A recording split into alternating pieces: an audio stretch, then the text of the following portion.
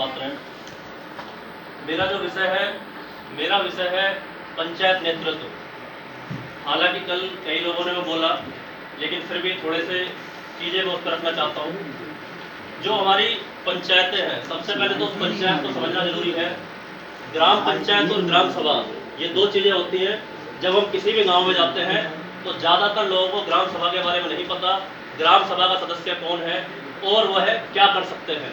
तो जितने भी 18 वर्ष से ज़्यादा आयु के लोग हैं और जो वोट देते हैं वो हमारे ग्राम सभा के सदस्य हैं, और जो पंचायतों में जिन लोगों को हम चुनते हैं वो हमारी चुनी हुई पंचायत कहलाती है, और वही मिलकर दोनों लोग काम करते हैं।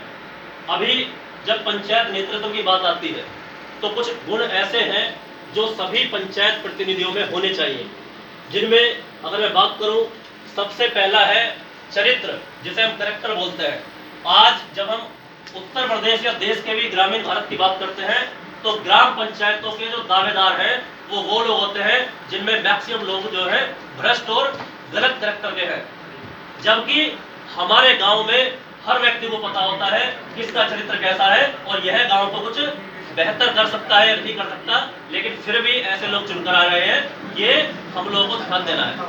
दूसरा जो नेतृत्व का गुण होना चाहिए, ईमानदारी।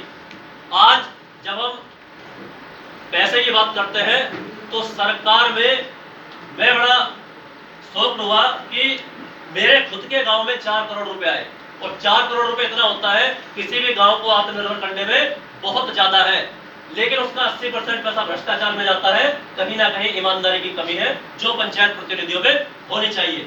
इसके अलावा सब्जेक्ट नॉलेज।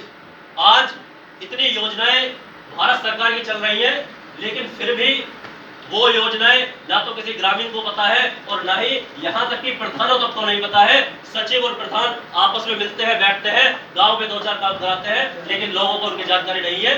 ये सब्जेक्ट नॉलेज होनी चाहिए और गांव के हर व्यक्ति तक वो पहुंचनी चाहिए। इसके अलावा इक्वलिटी, जो नेतृत्व आता है पंचायतों में, जो नेतृत्व आता है, सबसे बड़ी उनकी जो कमी होती है, जो लोग हमें वोट देंगे उनके इधर काम होगा, जो नहीं देंगे वहां काम नहीं होगा। ये पक्षपात की भावना नहीं होनी चाहिए। पूरे गांव के लोगों को समानता से उन्हें देखना चाहिए, तभी गांव आगे बढ़ सकते हैं। एक लीडरशिप क्वालिटी, नेतृत्व। मैं एक एग्जाम्पल के माध्यम से इसे बताना चाहता हूँ। समय कम है लेकिन फिर भी मैं कोशिश करता हूँ जल्दी से खत्म करने की। नेपोलियन एक बार एक पहाड़ी को पार कर रहे थे और उस पहाड़ी को कोई पार नहीं कर पाया था। वहां पर एक महिला रहती थी, वो महिला सब लोगों को वापस भेज देती थी कि इस पहाड़ी से आगे निकलना मुश्किल है।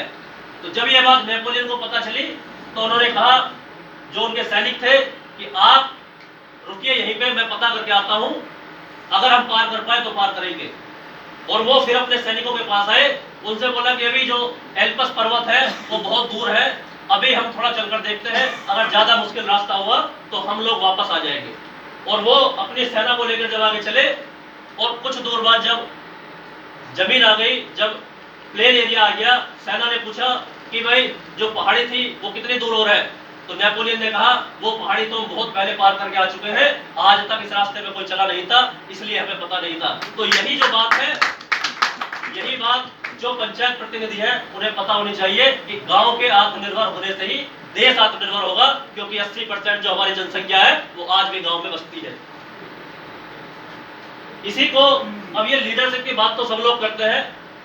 हमने अपने गांव में, मैं इंजीनियरिंग में मैंने एमटेक किया हुआ है, सरकारी इंजीनियर में रहा हूं। सरकारी इंजीनियर की नौकरी छोड़ने के बाद आज ग्रामीण लोगों को कैसे सक्षम किया जाए, कैसे उनके लिए बेहतर काम किया जाए, इसमें पूरा समर्पित हूं। और अपने गांव में हमने पंच परमेश्वर ग्रामीण पुस्तकालय एवं सूचना केंद्र खोला है, जहां पर आसपास के 20 से 25 गांव के नौजवान आते हैं और ग्रामीण जो जानकारियां हैं उन्हें वहां से उपलब्ध कराई जाती हैं। ये गांव में किया जा सकता है। और जो सबसे मेन चीज जो पंचायत प्रतिनिधियों में होना चाहिए, प्रॉब्लम सॉल्विंग स्किल्स।